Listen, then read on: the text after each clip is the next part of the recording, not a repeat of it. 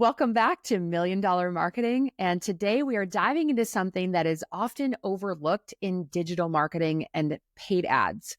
And that is the power of storytelling. If you want to build a personal brand that connects really deeply with your audience, you need more than just a great ad strategy. You need a story that sells. So my guest today, Lefteris Koutinis, is a 10-time award-winning documentary filmmaker and the founder of Your Legacy Filmmaker, where he helps entrepreneurs and business owners tell powerful, high-impact stories through film.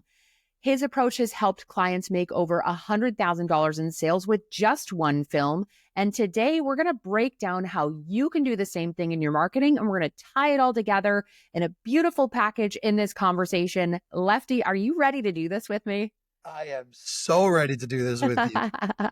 All right. I'm so excited that we got connected here and that we get to dive into this content for my audience. I think it's going to be super powerful for them to hear about this from you. So we talk a lot about funnels and ads and conversion rates and KPIs and all that stuff. But if your brand story doesn't connect with your audience, none of that matters, right? Yeah. So why do you think that storytelling is the most underrated marketing strategy? I think it's underrated just simply because it's an intangible asset, right? Like, Mm. you know, something that let's say something that happened to you in like your 30s, and now let's say you're 50 or 60, and like you're sharing that story with a group of people at a party, right? It's still relevant, right? Because it happened, you experienced that. But when you take it to like a marketing standpoint and, you try and tell somebody like, hey, your story of how you became this successful entrepreneur, you can still share that story, or you can still share that video or that film 20, 30, 40 years down the road. How much Mm-hmm. money do you think you could make 20, 30, 40 years from now? It's almost like there the head starts scratching because they can't really see that far out. It becomes very difficult to put like a concrete ROI on it. And I Mm-hmm. feel like that's why people get like scared away. But at the same time, when you meet someone new for the first time, what is the first thing someone says? It's, hey, like, tell me about yourself. Like, what do you do? What are you about? Right. So Yeah. imagine now just having that like one film that you can share it 50, 100, 1,000, 10,000 times over and over and over again, Mm-hmm. without ever having to really put out 50 to 100 pieces of content a day. And I think that's like the sad thing is that we're so quick to jump onto the next thing that we become like super passive with our own material. And it's like, how do you expect anybody to really like know you or your film or your story if you're constantly moving to the next thing, right? We put things in Mm-hmm. our stories once and we expect that people to just jump on our products and service or our brands or whatever. It's like, no, I'd rather make one incredible badass film and be able to share it over and over and over and over and over again. Mm-hmm. It's so interesting. I met some people at Podfest in Orlando, and he has, another sort of niche in storytelling and branding and things like that. And so when I first introduced myself, I was like, I'm Jody. I have a Facebook ads agency. And he was like, boring. And I was like, oh my gosh, that's so offensive. And then I was like, okay, how about this one? I was a paramedic and firefighter for 13 years, and now I help save people's marketing. And he's like, that's it. That's your story. Like, Yeah. you need to bring that out because just saying you own an agency is so boring. I'm like, oh gosh, okay. So I changed how I introduced myself the rest of the weekend. But having a film out there, to story sell for me or story tell for me, story sell. Maybe that was not an unintentional statement. Yeah. All right. Well, I work a lot with coaches, course creators, consultants, service providers, and stuff like that that are running Facebook ads. And Mhm. one of the things that I see that they are struggling with consistently is making their content feel real and personal. So how do you weave that in, or how can we like craft a story that actually moves the audience? Well, that's always a great question because it differs from like person to person. Number one, it's really a matter of like how vulnerable are you willing to be online, right? Mm, That doesn't mean that you have to like go far into the weeds and like pull out all that trauma and yada yada from years ago, or mhm, show people that underwear on the couch version of you.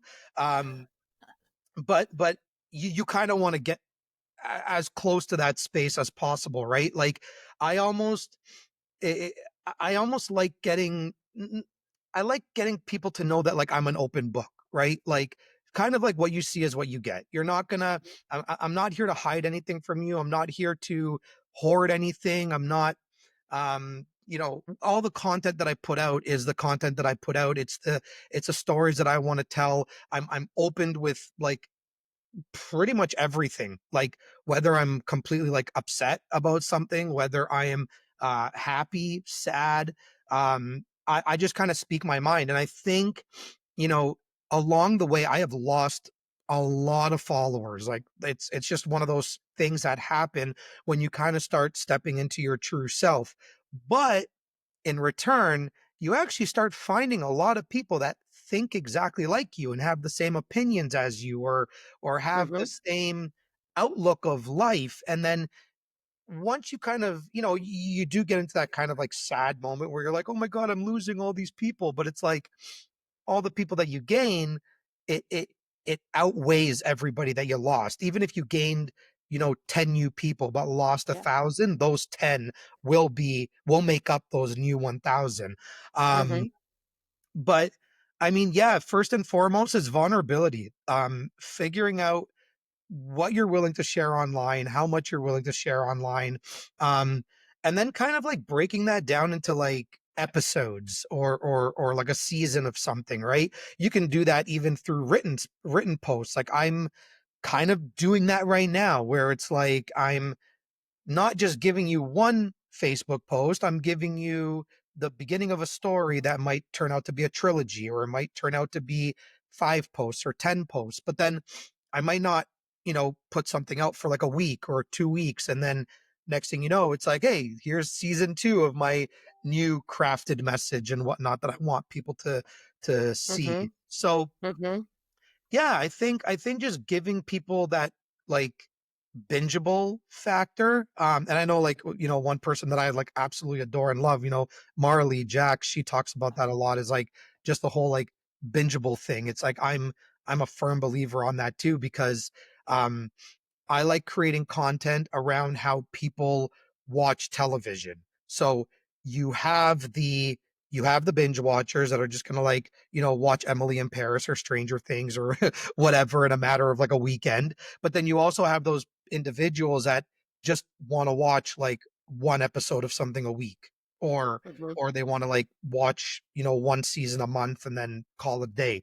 So yeah, you got to be able to like put things in that perspective of like not how you want to show up, but it's like how your audience already shows up and how they, you know, take in content, and then mm, weaving in that story and your experience. When you come from a place of experience too, you kind of kill imposter syndrome, right? Like if I climbed Mount Everest, like I climbed Mount Everest, I can't be an imposter about that, like I did that. But mhm, if I've never done it and I'm trying to teach people, how to climb Mount Everest, but I've only ever rock climbed in a safe gym environment, then yeah, that's how, imposter syndrome happens. So I guess my tip, also for that is just come out with experience, come out from mhm. experience, only talk about experience, and you'll see how fast like imposter syndrome just like out the door. See you later.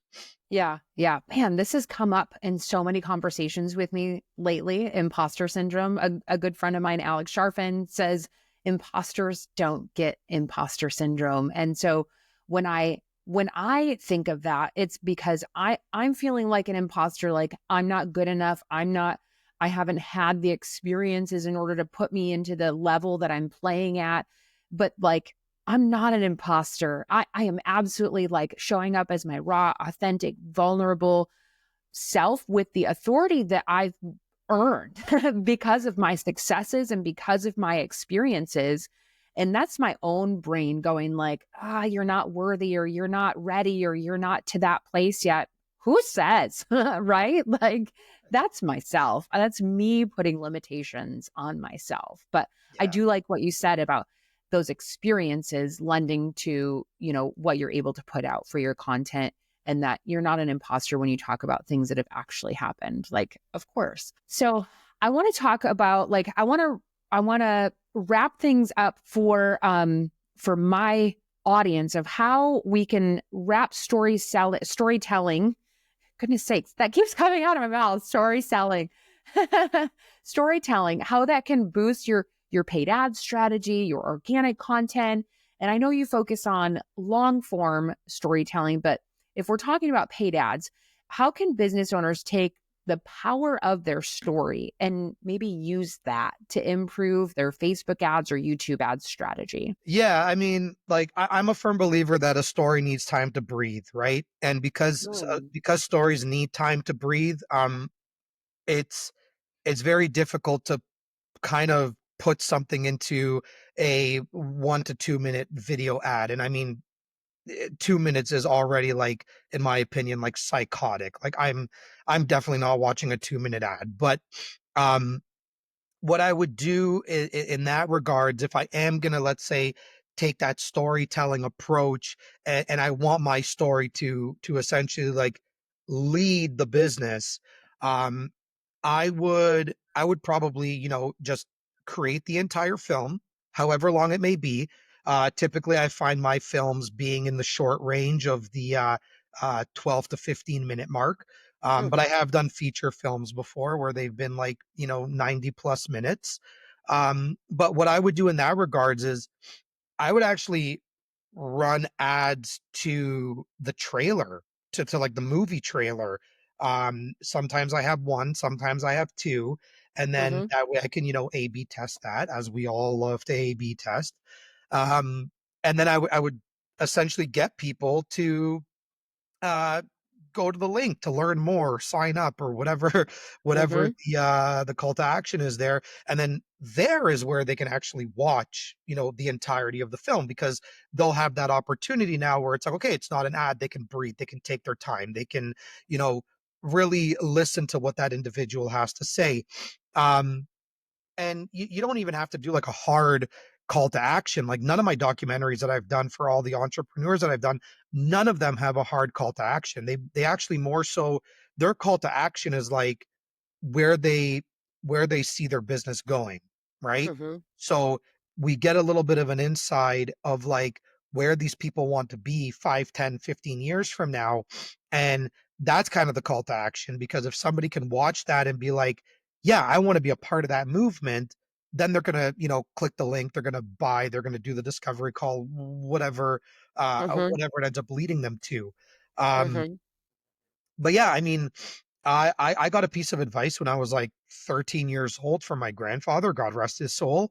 But at 13 years old, because he was a huge entrepreneur too, like he dominated radio and television for Wow. like 40 years in the Greek community. And and it was funny because like I would always see people like hand him money like when we're on the street, and I thought he was like this big mafia guy.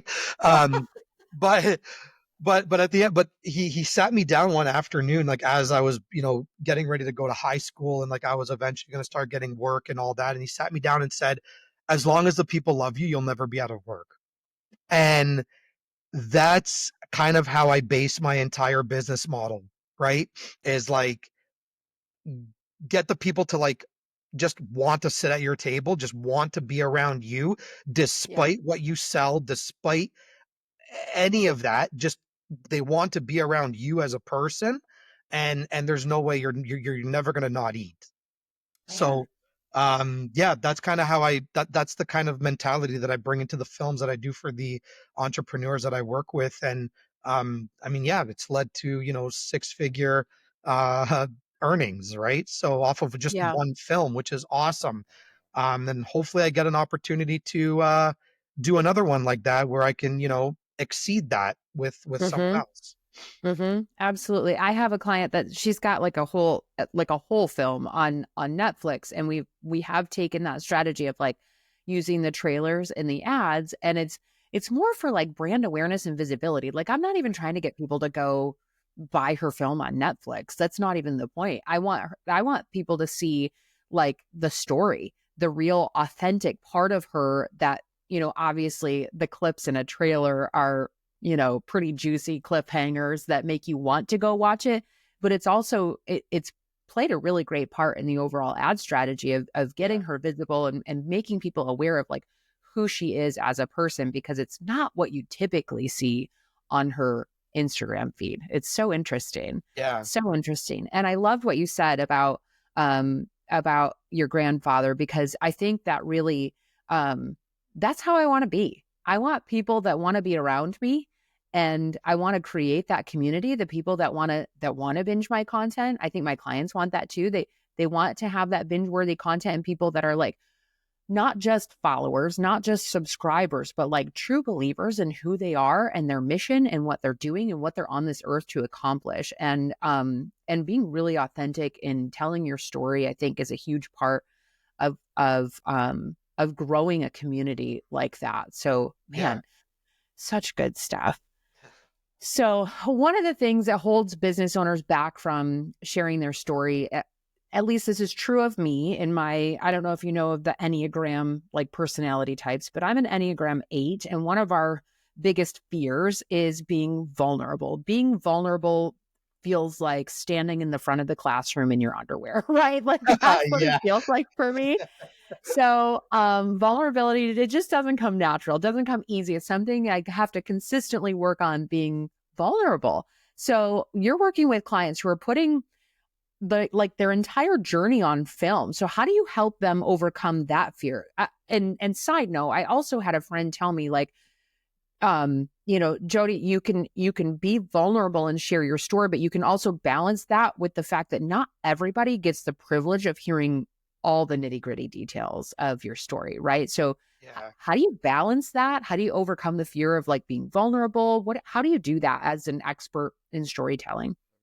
Yeah. I mean, um, I always meet people where they're at, right? In terms of like their comfort level. I never push anybody to uh do or say or speak about anything that they don't want to. Um Typically we do this, during like a pre-interview call. Um Mhm. because one thing that we've also been kind of like conditioned is like we want the videos or we want the films like now, right? But sometimes I don't go into production for like 6 7 months, right? Because pre-production is so important to the actual film. Mhm. um but I mean, it's allowed me to be like an incredible listener. So I mean, I just honestly listen to like what they have to say, and then I kind of put on my investigative journalist hat, and I kind of start writing out the questions that I want to ask, and finding ways to like put that in a story. But it's really interesting because I don't ever really have to like say like, "Hey, look, we're gonna. I think you should talk about this because it's super important." Unless I'm like a true firm believer of like this, this is our angle. Like, if you don't talk about this, then we probably don't have a film. Um, 9 times out of 10, I literally just get people to open up based on the questions that I ask. Like, Yeah. and I haven't had it done yet, but I'm okay if I ask a question and somebody on film just wants to say no comment. Like, Mhm. I also think that's a very suspenseful thing too, where people are like, "Ooh, like, what are they not What saying? about I need to yeah. know." Ah, Or right? what are they saying without saying it? Yeah, exactly, Yeah. exactly. Like, go DM them, right? Yeah. um, but yeah, I mean, people just open up, based around the questions that I ask. And I mean, uh, at the end of the day, my job is to tell the best story, Mhm. visually, right? I mean, I've had like grown men and women like cry on camera just from interviewing them, right? And I don't do it on purpose. It's just like I ask a question, they start talking, it reminds them of something, and then all of a sudden, they go, waterworks, right? But Yeah. it's beautiful. It's beautiful. Like I want to capture all those moments, and I think people can like as much as we come from like different walks of life, we also um like there's so many similarities within the different walks of life that someone along the way can be like, "Oh man, I went through that too." Maybe that person might start crying at the exact same moment. Hmm. And it's really just all about the, like, it's about the human experience. And at the end of the day, I want my films to touch people, right? I want my films to be relatable. I want my films to, you know, not just have like the aha moment, but Hmm. also make, people want to reach out to that individual to be like, yo, like I went through this, or like I'm going through this. And then maybe that works into, you know, them working together or whatever the case might be, Yeah. right? I love the fact that I can do something that like truly connects like an entire population of people. Yeah. Mm-hmm. And a lot of us online business owners are so disconnected because we're working remotely in our little offices by ourselves and not making the connections other than when we get together at an event like Funnel Hacking Live or Podfest or things like that. And so it can feel really disconnected. And so creating those authentic connections with the power of, your story, um, it creates that deep connection where people want more. They want more. And that, yeah, like you said, might equal a big contract or a working relationship together that comes from a place of authenticity and like they know who you are as your true self versus like just a very like corporate-y sort of relationship. I think it can color the entire relationship differently Yeah. when you have that connection established. So Yeah. Yeah, I absolutely. yeah, I I mean, love that your brand. Oh, go ahead. If oh you yeah, got more to no, say. I was just gonna say too, like, I mean, the difference maker for me too was like I'm very heavily invested in my YouTube channel right now. And Mm, at the same time too, it's like uh I kind of also came to the realization that, um it's content doesn't feed the soul, right? At least it didn't feed my soul. So I kind of started switching the game from creating art, not creating content, right? mm, And when I started creating art and not content, it allowed me to like breathe a little bit more, right? Like I went from putting out like strategy videos on YouTube to like on a weekly basis based on all the research that I would do, to now I have more of like a monthly schedule on YouTube. And it's like freed up so much of my time. I'm mhm, creating what I want to create. I'm mhm, coming out more as a director, right? Because at the end of the day, yes, I love being behind the camera, but where I excel the most is like actually in the directing of the entire project. And I mhm, feel like when you can move from creating art and not content, you kind of start to get into this mindset of art is for you, not them, right? mm, And it allowed me to really start creating in a way, and creating a space and an environment in which I don't care if you like what I put out, because I like what I put out, right? And you're gonna and through that you're gonna find your tribe that also likes that. That's why we have sci-fi fanatics, horror fanatics, film noir fanatics, right? It mhm, There's genres because it's not meant to be for everybody.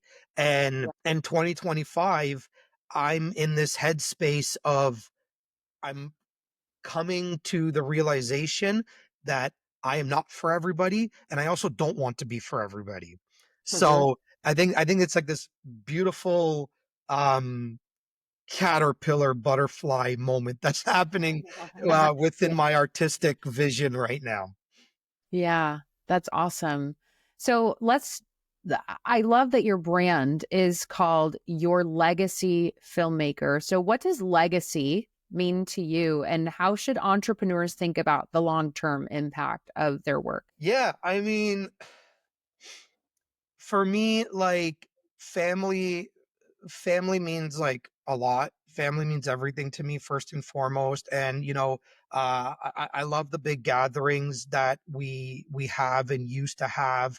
Um, and the reason why I called it Your Legacy Filmmaker is because, you know, when someone passes away, we do our very best to hold on to that one last voicemail or that one picture or that one video.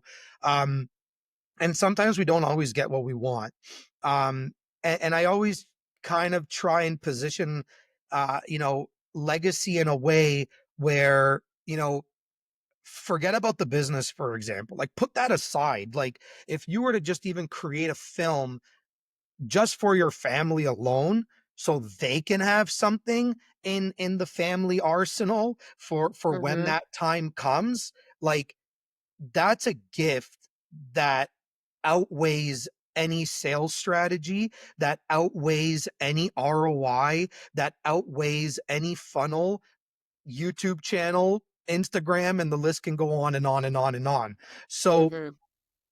I guess for me, like, yeah, legacy is, of course, is about impact and being able to leave something behind for like, future generations to be able to see like what we've done and where and how we kind of did things with the time that we were here. But it's also having the voice, the last voicemail moment. Like I think that's Mm-hmm. what I think that's why, I legacy, that's what it is for me. And that's kind of like how I want the entrepreneurs that I work with to think about it too, right? And of course a lot of these films can have a little and a very large price tag to them, but I mean, to give comfort to a family member when you're gone, like there's no price tag on that. Right. No, it's something that is so meaningful and has a deeper purpose than just like putting out content. Yeah, It's so yeah, much deeper than that. yeah.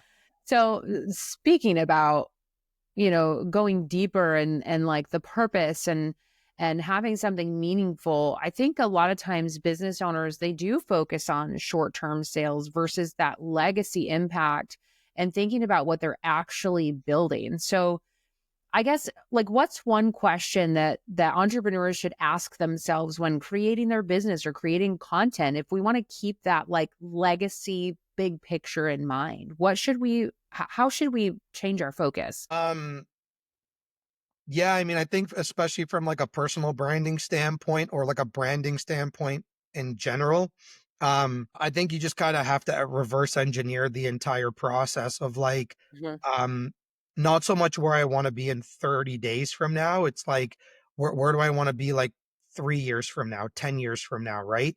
Kind of like building that picture and then moving backwards to like where you are right now.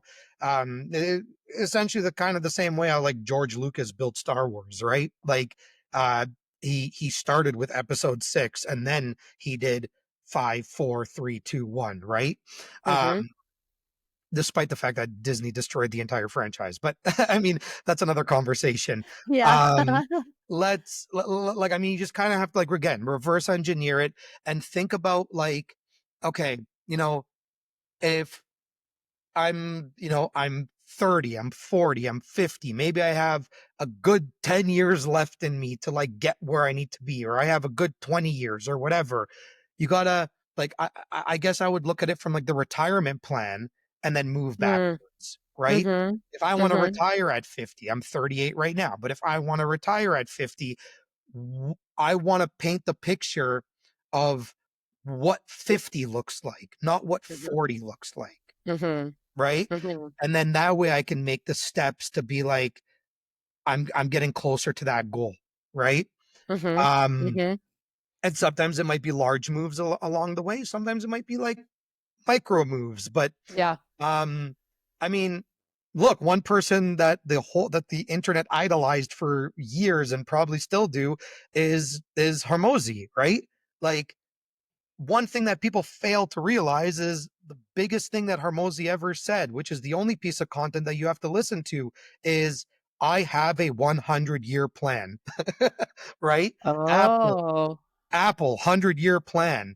Like all these companies, all these businesses, Nike, Adidas, like they realize that the owners, the CEOs, the CFOs, all these people, they're gonna die. They're not gonna be here to watch their 100-year plan come to life, but they have 100-year plans. So if you can build your business, you can build your brand in a way where it'll survive when you're literally not here, not just stepping back, you're building something like ironclad. I think that's like the definition of legacy, right? Is when what you're building lives on even without you, that then you've actually left a legacy. I think that's phenomenal. Absolutely phenomenal. I love what you said about reverse engineering things.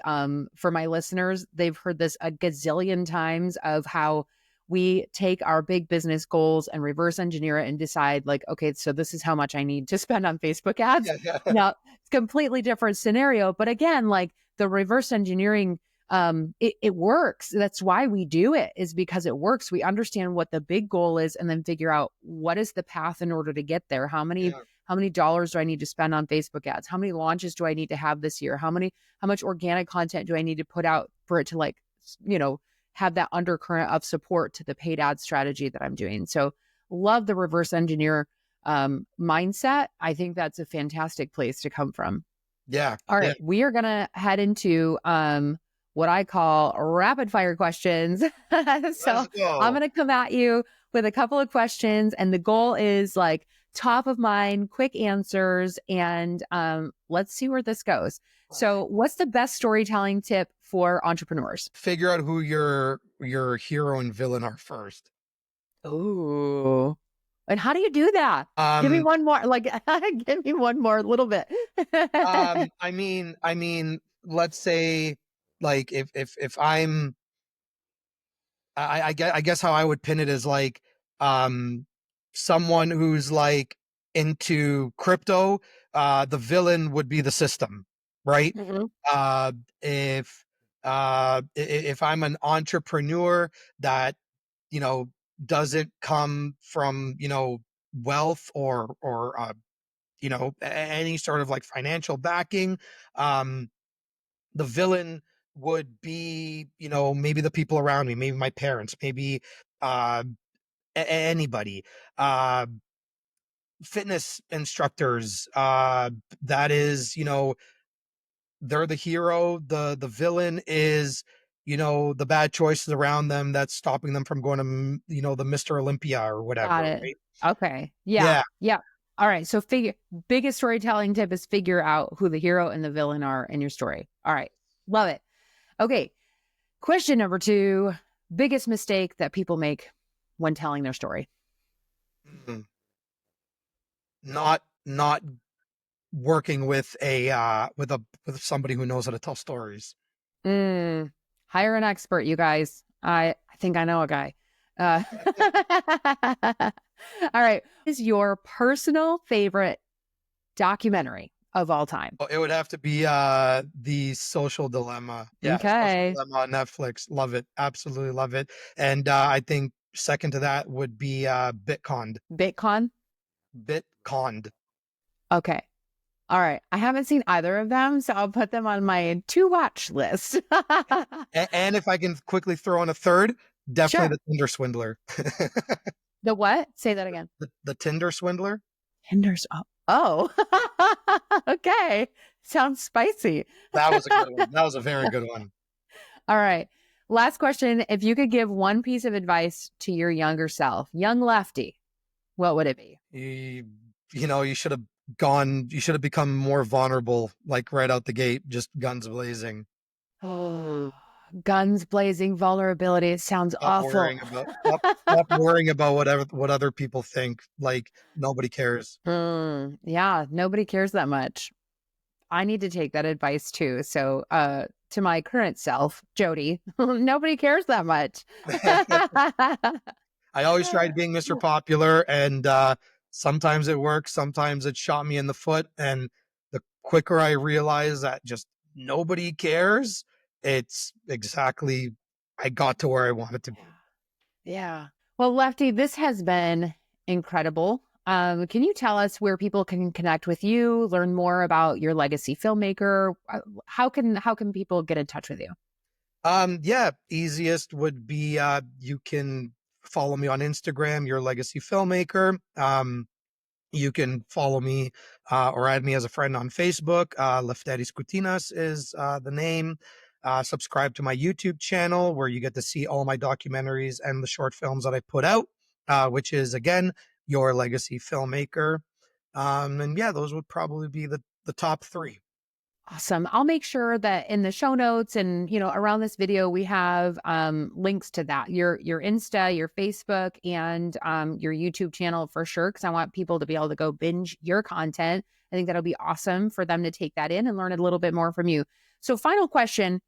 If someone's listening right now or watching this episode right now and they think, I don't have a story worth telling, what would you tell them? That's a very interesting question because the truth is that there is there are people out there that really just don't have a story to tell.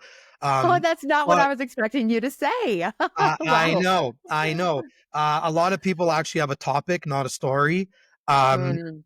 and they're not the same.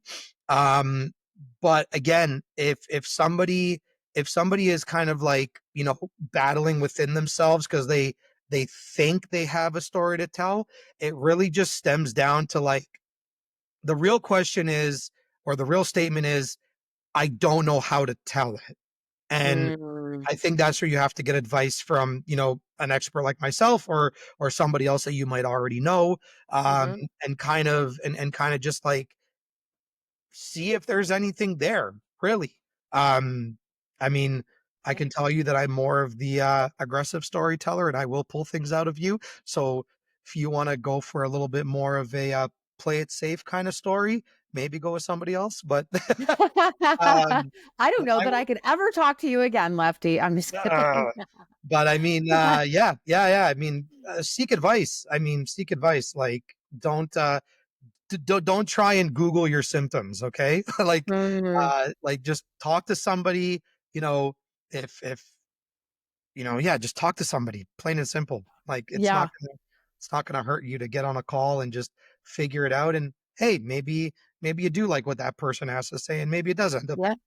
coming out Yeah. to being like a paid thing, whatever, right? But For sure.